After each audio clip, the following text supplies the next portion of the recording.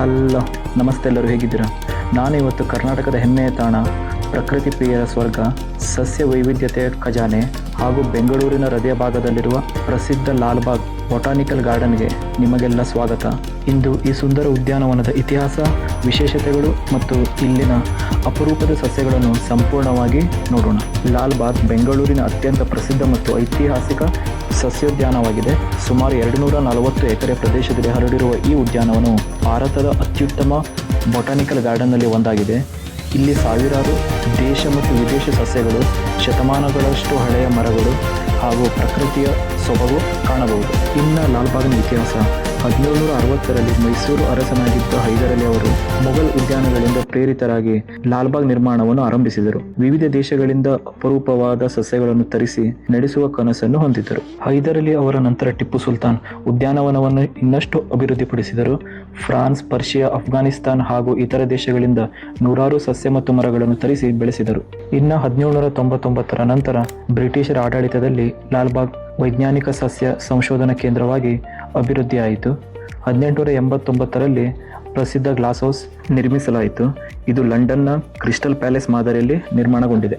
1947ರ ಸ್ವಾತಂತ್ರ್ಯದ ನಂತರ ಕರ್ನಾಟಕ ಸರ್ಕಾರದ ತೋಟಗಾರಿಕೆ ಇಲಾಖೆಯ ಅಧೀನಕ್ಕೆ ಬಂದು ಸಾರ್ವಜನಿಕರಿಗಾಗಿ ಸಂರಕ್ಷಿತ ಉದ್ಯಾನವಾಗಿ ಅಭಿವೃದ್ಧಿಯಾಯಿತು.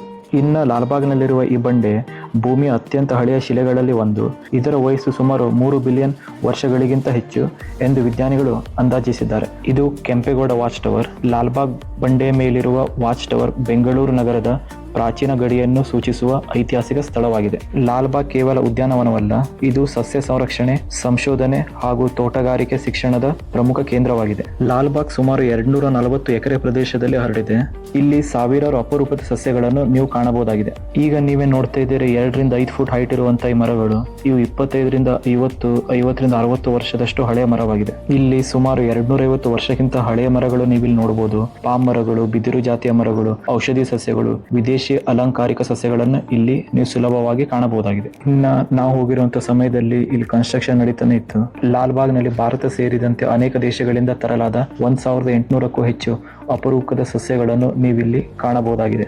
ಈ ಪ್ಲೇಸಿನಲ್ಲಿ ಕನ್ಸ್ಟ್ರಕ್ಷನ್ ನಡೀತಾ ಇತ್ತು, ಹಾಗಾಗಿ ಒಳಗಡೆ ಹೋಗ್ಲಿಕ್ಕೆ ಆಗಲಿಲ್ಲ ನಮಗೆ. ಮೋಸ್ಟ್ಲಿ ಇಲ್ಲಿ ಬಂದಿರುವಂತ ಪ್ರೇಕ್ಷಕರಿಗೆ ಕುತ್ಕೊಂಡು ನೈಸರ್ಗಿಕ ಸೌಂದರ್ಯವನ್ನು ನೋಡ್ಲಿಕ್ಕೆ ಅನುಕೂಲ ಮಾಡಿಕೊಡ್ಬಹುದು. ಇನ್ನ ಲಾಲ್ಬಾಗ್ ಎಂಬ ಹೆಸರಿನ ಅರ್ಥ, ಲಾಲ್ ಎಂದರೆ ಕೆಂಪು, ಬಾಗ್ ಎಂದರೆ ಉದ್ಯಾನವನ. ಆರಂಭದ ಟೈಮ್ ನಲ್ಲಿ ಇಲ್ಲಿ ತುಂಬಾನೇ ಕೆಂಪು ಗುಲಾಬಿಗಳನ್ನು ಬೆಳೆಸ್ತಿದ್ರು, ಹಾಗಾಗಿ ಈ ಉದ್ಯಾನವನಕ್ಕೆ ಲಾಲ್ಬಾಗ್ ಎಂದ ಹೆಸರು ಬಂದಿದೆ. ಈ ಮರದ ಮೇಲೆ ಕೋಗಿಲು ಕೂತಿದೆ, ಕಾಣಿಸ್ತಾ ಇರಬಹುದು. ಇಲ್ಲಿ ಸಾವಿರಾರು ಸಸ್ಯ ಪ್ರಭೇದಗಳು, ಔಷಧೀಯ ಸಸ್ಯಗಳು, ಅಪರೂಪದ ಹೂಗಳು, ಜಿಂಕೆ ಹಾಗೂ ನವಿಲುಗಿಳಿ ಸೇರಿದಂತೆ ವಿವಿಧ ಜಾತಿಯ ಸಸ್ಯ ಹಾಗೂ ಚಿಟ್ಟೆಗಳನ್ನು ಕಾಣಬಹುದಾಗಿದೆ. ಈ ಸ್ಥಳದಲ್ಲಿ ಫೋಟೋಶೂಟ್ ಮಾಡಲಿಕ್ಕೆ ತುಂಬಾನೇ ಯೋಗ್ಯವಾಗಿದೆ. ಇಲ್ಲಿ ಜೋಡೆತ್ತುಗಳು ಹೊಲದಲ್ಲಿ ಕೆಲಸ ಮಾಡುತ್ತಿರುವ ಭಂಗಿಯನ್ನು ನೀವು ಇಲ್ಲಿ ನೋಡಬಹುದು. ಇನ್ನ ಇದು ತುಂಬಾನೇ ಅಪರೂಪವಾಗಿರುವಂತಹ ಮರ. ಈ ಮರದಲ್ಲಿರುವ ರೆಂಬೆ ಕೊಂಬಗಳು ಹಾವಿನ ರೂಪದಲ್ಲಿ ಎಲ್ಲಾ ಕಡೆನೂ ವಿಶಾಲವಾಗಿ ಸುತ್ತುವರೆದಿದೆ. ಇದು ರೈನ್ ಟ್ರೀ. ಇದರ ಗಾತ್ರ ತುಂಬಾನೇ ವಿಶಾಲವಾಗಿತ್ತು. ಇಲ್ಲಿ ವಿಶಾಲವಾದ ಮರಗಳನ್ನು ಮನುಷ್ಯನ ರೂಪ ಹಾಗೂ ಪ್ರಾಣಿಗಳ ರೂಪದಲ್ಲಿ ಆಕರ್ಷಕವಾಗಿ ಕೆತ್ತನೆ ಮಾಡಿ ಇಟ್ಟಿರುವುದನ್ನ ಇಲ್ಲಿ ನೋಡಬಹುದು. ವರ್ಷಕ್ಕೆ 2 ಬಾರಿ ಜನವರಿ ಹಾಗೂ ಆಗಸ್ಟ್ ತಿಂಗಳಲ್ಲಿ ಭವ್ಯ ಹೂವಿನ ಪ್ರದರ್ಶನವನ್ನು ಇಲ್ಲಿ ಆಯೋಜಿಸಲಾಗುತ್ತೆ. ಈ ಸಮಯದಲ್ಲಿ ಲಕ್ಷಾಂತರ ಹೂಗಳಿಂದ ಅದ್ಭುತ ಕಲಾಕೃತಿಗಳನ್ನು ನಿರ್ಮಿಸಲಾಗುತ್ತೆ. ನಾವು ಜುಲೈ ತಿಂಗಳಲ್ಲಿ ಭೇಟಿ ನೀಡಿದ ಸಂದರ್ಭದಲ್ಲಿ ಇವಿಷ್ಟು ಹೂ ನಮಗೆ ಕಾಣಸಿಕ್ತು. ಇನ್ನ ಇಲ್ಲಿ ರಾಷ್ಟ್ರ ಲಾಂಛನ, ಮೊಸಳೆ, ನವಿಲು ಹಾಗೂ ಇನ್ನಿತರ ಪ್ರಾಣಿಗಳಿಗೆ ಹೋಲುವಂತ ಕಲಾಕೃತಿಗಳನ್ನು ದಪ್ಪನೆ ಮರದಿಂದ ಕೆತ್ತನೆ ಮಾಡಿ ಇಡಲಾಗಿತ್ತು. ಇನ್ನ ಇದು ಕ್ಯಾಕ್ಟಿ ಹೌಸ್. ಇಲ್ಲಿ ನಾನಾ ತರದ ಚಿಕ್ಕ ಜಾತಿಯ ಸಸ್ಯಗಳನ್ನು ನರ್ಸರಿ ರೂಪದಲ್ಲಿ ಇಟ್ಟಿದ್ರು. ಹೂ ಬಿಟ್ಟಿರುವಂತ ಈ ಸಸ್ಯಗಳು ನೋಡ್ಲಿಕ್ಕೆ ಕಣ್ಣಿಗೆ ತುಂಬಾನೇ ಅಂದವಾಗಿ ಕಾಣಿಸ್ತಾ ಇತ್ತು. ಸರಿ ಸುಮಾರು 10 ರಿಂದ 15 ರೀತಿಯ ಬಣ್ಣವುಳ್ಳ ಹೂಗಳನ್ನು ಇಲ್ಲಿ ಕಾಣಬಹುದಾಗಿದೆ. ಇಲ್ಲಿ ಭಾರತ, ಮೆಕ್ಸಿಕೋ, ಅಮೆರಿಕ, ದಕ್ಷಿಣ ಅಮೆರಿಕ, ಆಫ್ರಿಕಾ ಹಾಗೂ ಮಡಗಾಸ್ಕರ್ ನಂತ ಪ್ರದೇಶಗಳಿಂದ golden barrel, bunny ear, old man, saguaro, organ, mammillaria, moon ಹಾಗೂ ಫಿಶು ಕ್ಯಾಕ್ಟಸ್ಗಳನ್ನು ಇಲ್ಲಿ ನೀವು ಕಾಣಬಹುದಾಗಿದೆ. ಇನ್ನ ಈ ಮರ 200 ವರ್ಷಕ್ಕಿಂತಲೂ ಹೆಚ್ಚು ಹಳೆಯ ಹೆರಿಟೇಜ್ ಮರವಾಗಿದೆ. ಇಲ್ಲಿ ಒಳಗಡೆ ಸುಂದರವಾದ ಸಭಾಂಗಣವನ್ನು ಕೂಡ ನೀವು ನೋಡಬಹುದು. ಇದರ ಪಕ್ಕದಲ್ಲಿಯೇ ಲಾಲ್ಬಾಗ್ನ ನಕಾಶೆಯುಳ್ಳ ನೀಲಿ ಚಿತ್ರವನ್ನು ನೀವು ನೋಡಬಹುದಾಗಿದೆ. ಸುಮಾರು 30 ಮೀಟರ್ ಎತ್ತರ ಹಾಗೂ 10 ಮೀಟರ್ ಅಗಲವುಳ್ಳ ಪಾರಿವಾಳ ವಾಸಸ್ಥಾನಕ್ಕೆ ಗೂಡನ್ನು ನೋಡಬಹುದು. ಇದು ಲಾಲ್ಬಾಗ್ನ ಕೆರೆ. ಇದು ಒಂದು ಕೆರೆಯಲ್ಲ, ಇದು ನೂರಾರು ಪಕ್ಷಿ, ಮೀನು, ಆಮೆ, ಅನೇಕ ಜಲಚರಗಳ ನೆಲೆಯಾಗಿದೆ.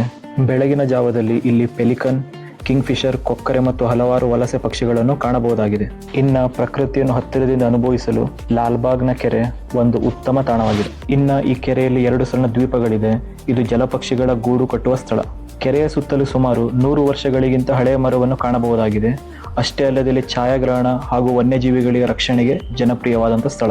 ಇನ್ನು ಈ ಮರ ನೋಡ್ಲಿಕ್ಕೆ ತುಂಬಾನೇ ವಿಶೇಷವಾಗಿದೆ. ಅಷ್ಟೇ ಅಲ್ಲದೆ ಲಾಲ್ಬಾಗ್ನಲ್ಲಿರುವ ಅತ್ಯಂತ ದೊಡ್ಡ ಮರದಲ್ಲಿ ಇದು ಕೂಡ ಒಂದು. ಈ ಮರ ಸುಮಾರು 100 ಮೀಟರ್ ವ್ಯಾಪ್ತಿ ಪ್ರದೇಶವನ್ನು ಆವರಿಸಿಕೊಂಡಿದೆ.